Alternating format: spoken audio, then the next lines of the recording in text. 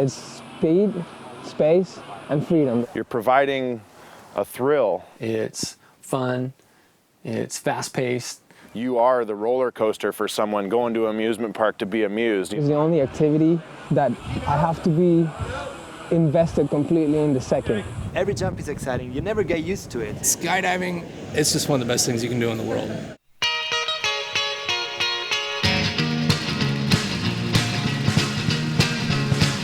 Well, the catalyst, of course, for so many people in the 90s was Point Break. It was actually a movie, I suppose, like most people. You know, I watched the movie, I think it was Point Break. I watched the movie Drop Zone, and I was amazed by it. I started jumping when I was 18 years old in the Army. I was an officer in paratrooper. I've always been kind of a fraidy cat. I've never really been a risk taker. I've never been the guy to climb the highest or jump the farthest or do any of that. I was working construction, and some of the guys were going to come out and make a skydive for one guy's birthday, and they asked me if I wanted to go, and I just said yes because I didn't want to look like a wussy in front of the guys, you know. I was actually driving a big truck out west. I've always wanted to do it, and I see this brochure in the hotel. It said Skydive Now. So I obeyed the brochure.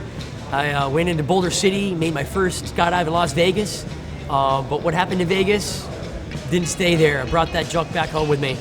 I was a swimming teacher, and I was working in a sporting center. I was studying sport activity, and one day one of my friends said, "Hey, let's go skydive. I'll bring you for a tandem jump." And I said, "Yeah, cool. I always wanted to do it, you know." And that's it. I started jumping, and I never stopped. I liked it so much, you know, just the rush of that jump, man. I came back and signed up the next weekend. You know, I told my tandem master on the way down, I was like, dude, I'm doing this. And he's like, you're going to love this. It looked pretty cool, you know, it was something I had always wanted to do. And one day the opportunity arose and I took it, and one and done, you know, still going. When we say skydiving is very addictive, it's true. Once you start jumping, you would like to jump every day. You love to do as soon as you can. But it's kind of an expensive activity. It's not so cheap at the beginning, especially at the beginning. At the beginning, when you rent stuff, you rent gear and everything, it's kind of expensive. So the first thing you try to do is find a way to do it without spending too much money. And that's the first thing we did. When I started hanging out in my drop zone and the place where I started in Italy. And one day, eventually, they needed a videographer. And even if I didn't have the experience yet, they kind of tried me on it. And I did pretty good at that time, and I was lucky to be at the right place at the right time. I started doing videos, and that's one way to start. Well, I had moved to Florida because I could skydive here around there. I found a job working for a door company, and they moved me around the country. And it was a service job, and you know, I'd show up at the job site, I'd do the job, I'd hand them a bill. People would be upset because of how much the bill was and made them unhappy. When I was skydiving on the weekends, I was making people happy. And it just got to the point of where, do I want to make people happy or do I want to make people unhappy? So I decided to be a skydive instructor. I was a soldier, went to war, came home, came back to construction work, building swimming pools. There's only so much of that you could take. So I didn't want to do construction work anymore. Realized it wasn't what I wanted to do. I ended up at the drop zone on the weekend, spending my money. Was broke by Sunday night and looking forward to Monday. So I figured this would be a lot better than construction work for sure. I spent 4 years in college and then about 4 years after college working towards becoming an airline pilot.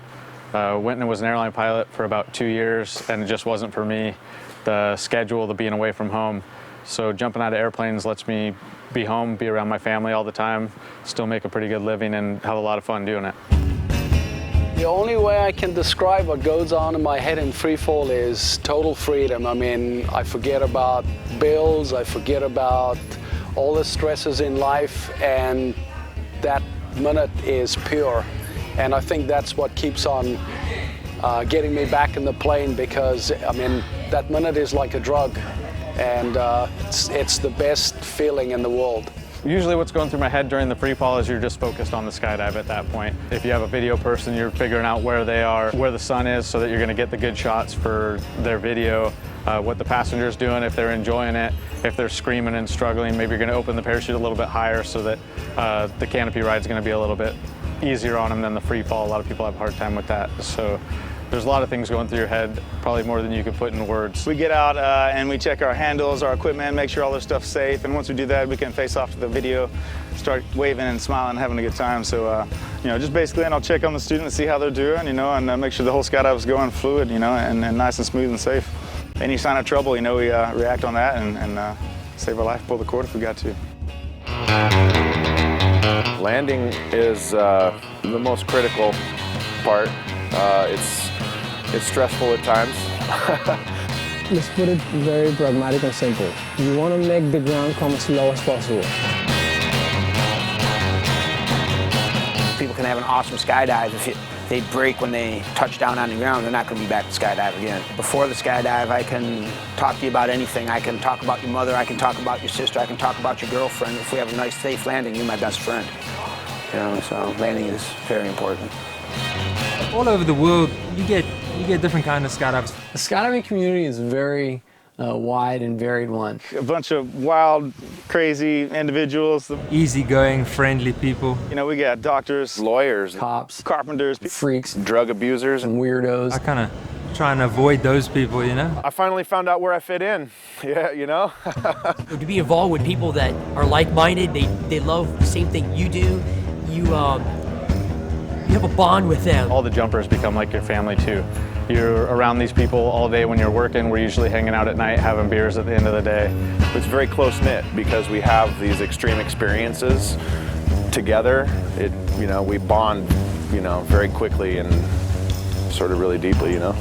A lot of people live based on fear, you know, and they step away from things that are scary to them. But I think skydivers kind of step towards that, see something dangerous, go, oh, let's go, you know? So I think it kind of puts us aside from other people, and we also share the same kind of camaraderie that, you know, a lot of military people would, and things like that, you know, working together. So it's a pretty fun thing. You really got to be sharp when you're doing this, especially when you're learning.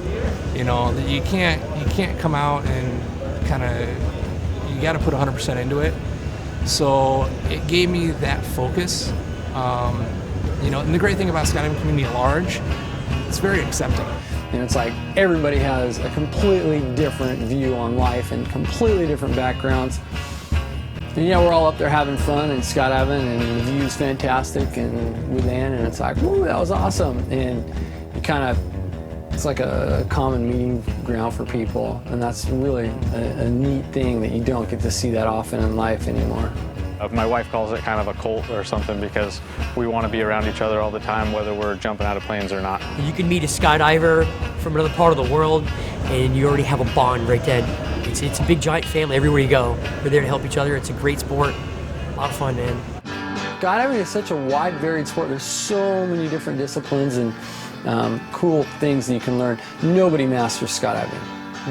There's no one person that will ever master it. There's always something. There's wingsuiting, free flying, base jumping, ground launching, canopies. There's just so much to do and to focus on. When you start out, it's pretty simple, but the deeper you go and the more you evolve, it becomes quite difficult actually to do three-dimensional flying or the wingsuit flying. So those challenges of progressing in a certain discipline it's rewarding when you've been struggling with a certain move or a certain trick, and then eventually you get it. You know, it's a good feeling. I see myself being a skydiving instructor for as long as I can. You know, I try and take a few extra days off through the week so that I can, you know, keep my body in shape and work for a long time. I don't want to have to stop and go back to some desk job or, you know, delivering pizzas or nothing like that. So I kind of got the dream job. I want to keep it as long as I can and, you know, keep having fun as long as I can. Yeah. It's just what I wanted to do. I didn't want to work anymore. I wanted to do what I love doing. Now I'm doing what I love. It's my passion. I do videography. I jump out of airplanes, get paid for it. And then I'm a wind tunnel instructor, so I get to play in the wind tunnel at night and get paid for it too. Can't go wrong, man. I suppose I had done many different jobs, you know, security guard, waiter, you know, office job as well, and all of them kind of just drove me a little crazy, you know. I needed a bit more leg room, a bit of a better view, and now I got it. I've done the corporate thing and I was not happy in the corporate world. And now after being in skydiving for so many years, I don't think I would survive the corporate environment. As long as my body can tolerate the abuse like any fun hobby or sport, I'll probably do it until my body gives out.